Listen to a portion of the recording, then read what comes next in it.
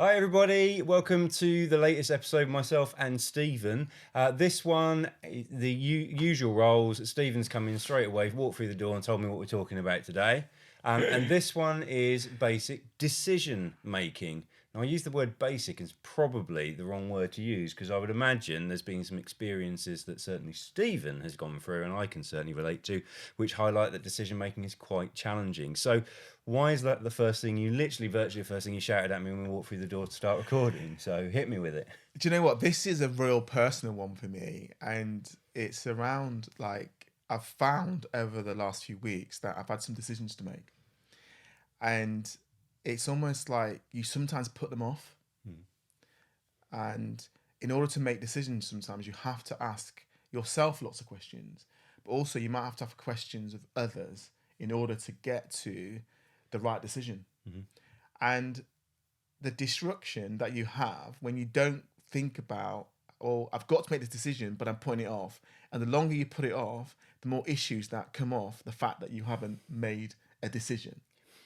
And then the other thing around it, and we've talked about this before about assumptions and assuming, but one of the things about decision making, sometimes you don't make the decision because you assume something else or you assume someone else is going to make the decision. And it's really been quite tough. I'm not even going to lie. It's been a tough couple of weeks because some of these decisions I've had to make them in order to move forward. Not making decisions has meant I've been in limbo and I've been kind of procrastinating. I've been sitting on the fence. I've been a little bit unsure. And then I'm thinking, right, I've got to make a decision. And I thought, you know what? I want to talk about this because this is not one about, oh, I've been mentoring and, this topic has come up. This is actually, I've had to make some really big decisions. And I'll just give you a little example because I think I was going to nudge and see this if one's you'd quite an share interesting one. one. So, you won't know everyone, but basically, I've been working on a new website. I'm going to launch it in 2024. There's been a lot of work going on about it, and I've had to really search my soul about some decisions to make around colors, around my logo, around this number 8, which those of you that know me out there know that the 8's really, really important to me. And does the 8 is the 8 still part of the new brand going forward? The reasons why I started Ask Stephen was were quite personal to me. Do I drop it? Colors, sky blue is really an important color to me, but the reality is sky blue doesn't work well when you're building a website because you can't read the text. So I've had to go for maybe looking at a darker color.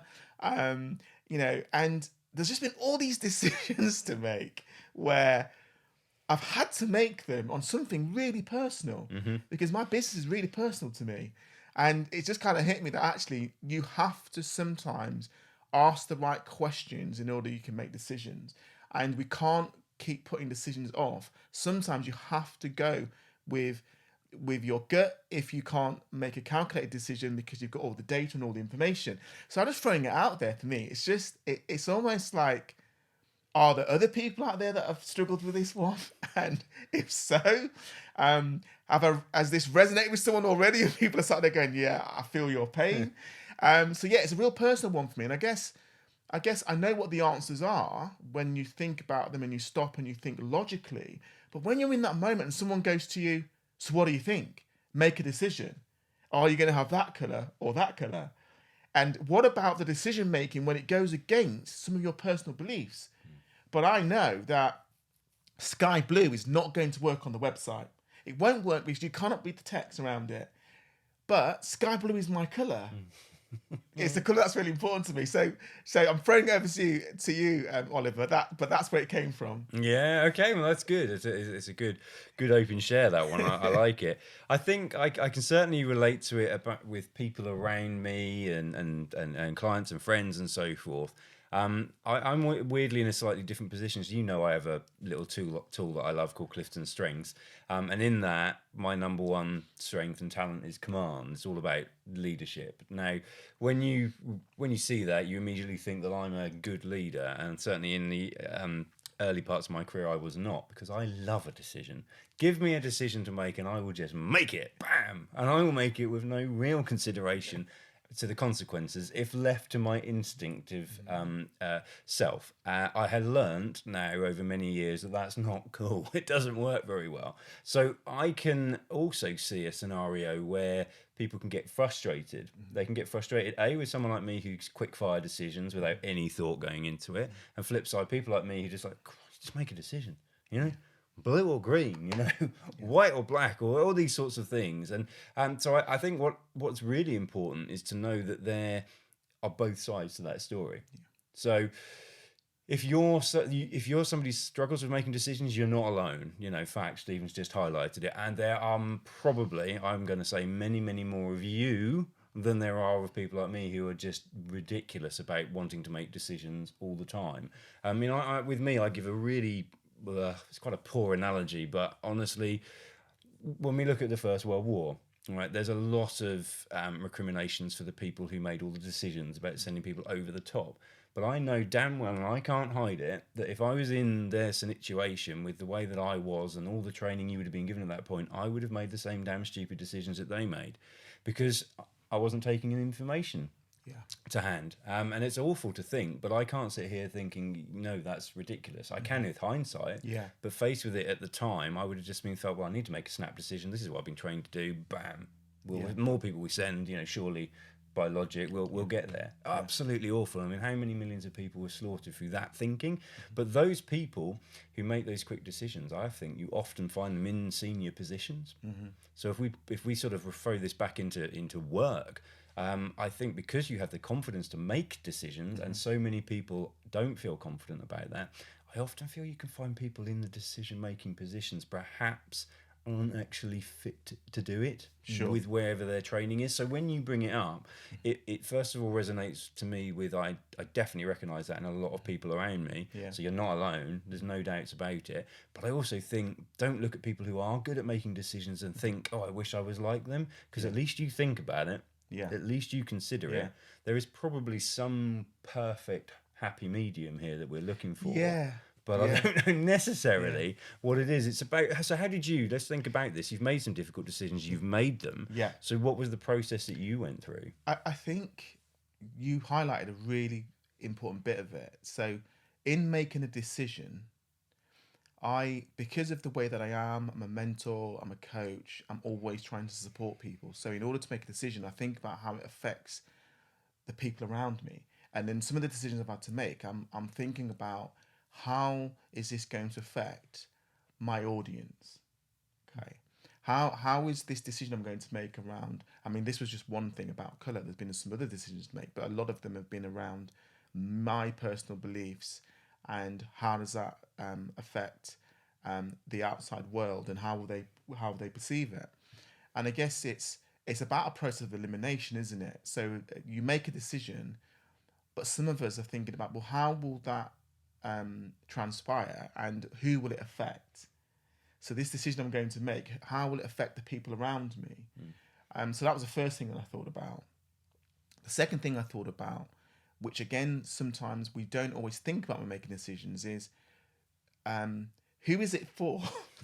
So, which I'm laughing because it's such a basic thought, isn't it?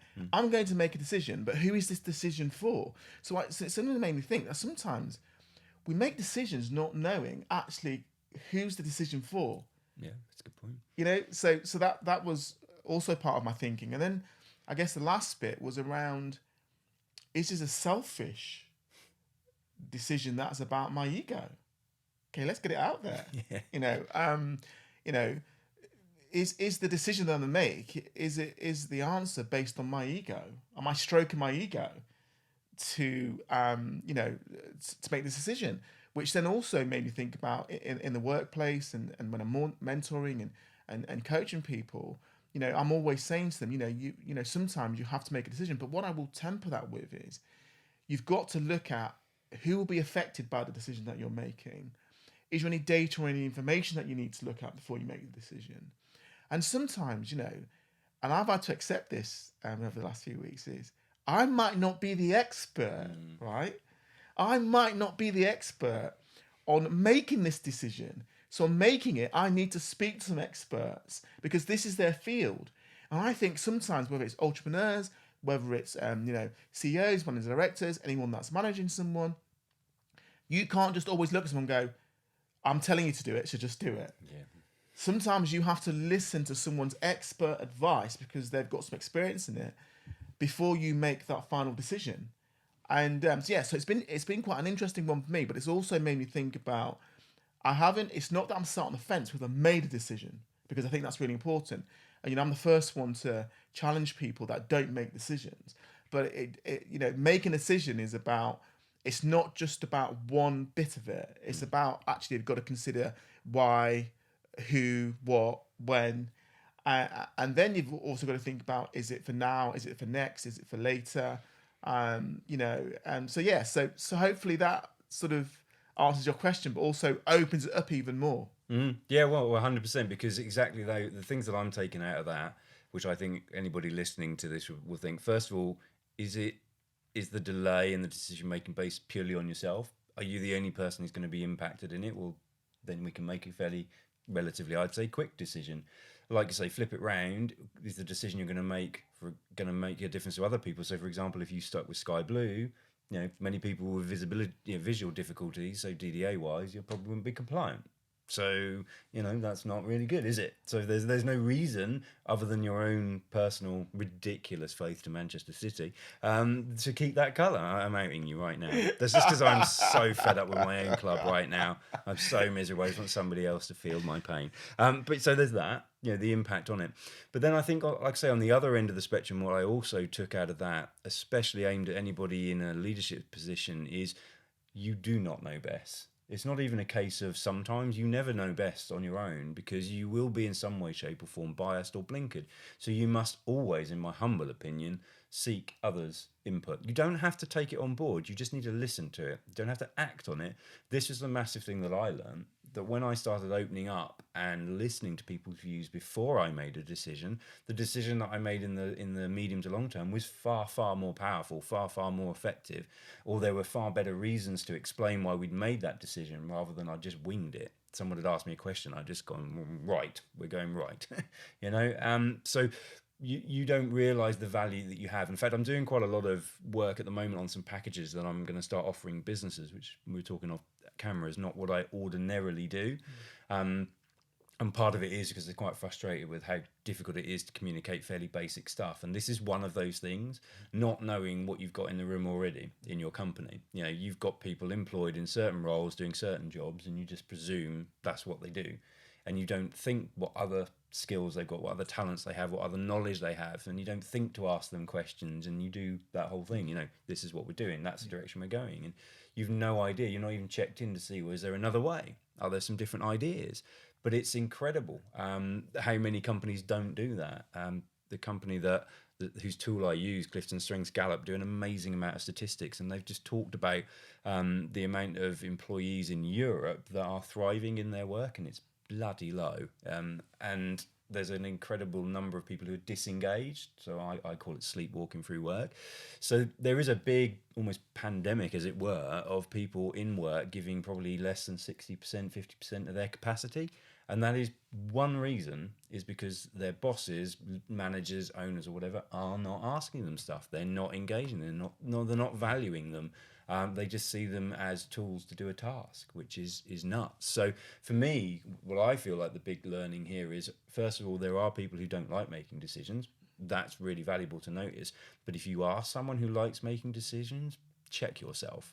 Because I don't think you'll be making good decisions very often if you're not listening to the people around you. No, so when you were talking then, I remembered a conversation that I had with Carol Osborne. And for those of you that don't know Carol Osborne, she's the owner of a great company called Born. And she once said, I surround myself with the best people. And those people are better than me. They know things that I don't know. Yeah. And I guess part of that decision making sometimes is surrounding yourself with people that are going to be honest with you and open with you.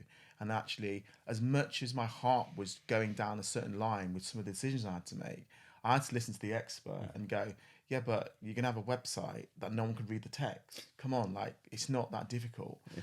But how many leaders, people in positions where They've got to make decisions. Don't take the views of the people around them. And more importantly, how many people just don't make the decision? Yeah.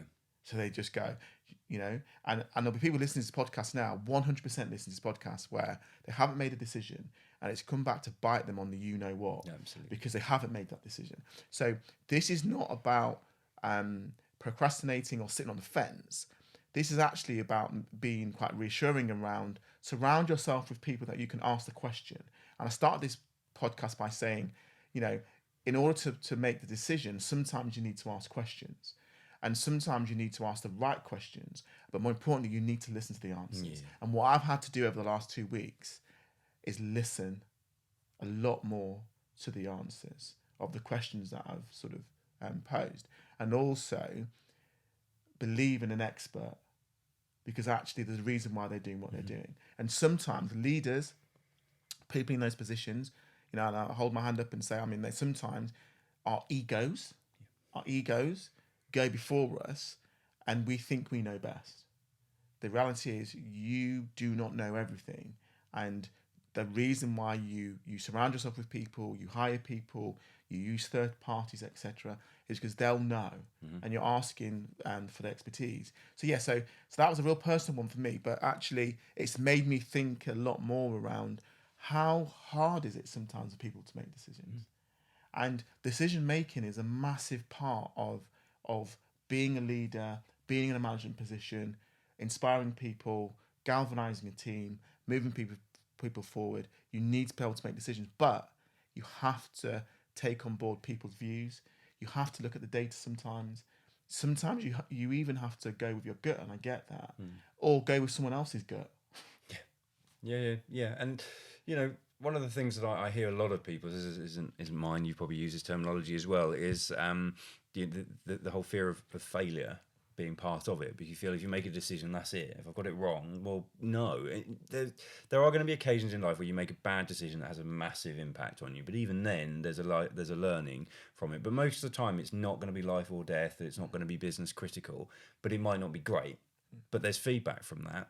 So the only time that you really fail is if you fail to listen to that feedback. I throw this out quite a lot, and it's the same with decision making. Well, it is decision making half the time when you're making those things that lead to failures. You've made a decision that hasn't worked out, but then what are you going to do with it? How are you going to learn? And the more you do it, and you hear so many successful people, for want of a better word, talking about it, that they fell down hundreds if not thousands of times before they became this successful person that everybody sees outwardly. They've had lots of failings. Sometimes that's included failed businesses. There's all sorts of people that have gone through that experience. So just get comfortable with making good decisions, and good decisions involves speaking to other people. And if you, for example, in a workspace where you don't feel you can do that, I have some serious questions for that environment you're in.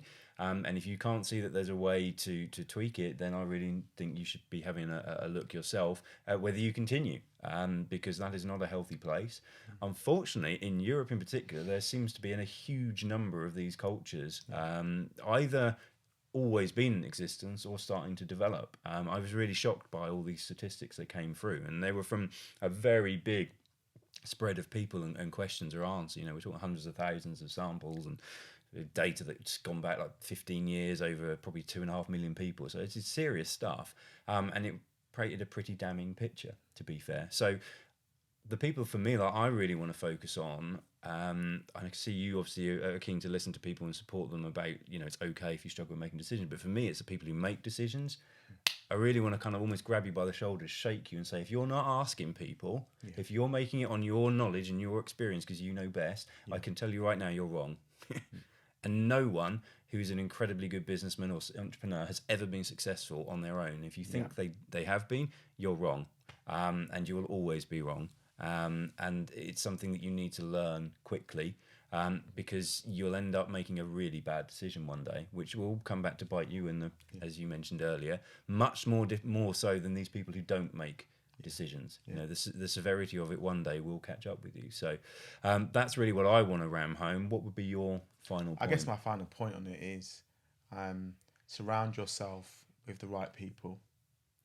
And don't be afraid to ask the right questions.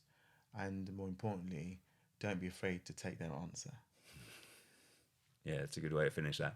Excellent. Well, it's been a fairly meaty one in the end. I can see the pain on Stephen's face. For those of you who aren't watching it on video, it's real. I've really enjoyed watching it. So, but thank you for listening. I hope you've enjoyed it, and we'll see you on the next one.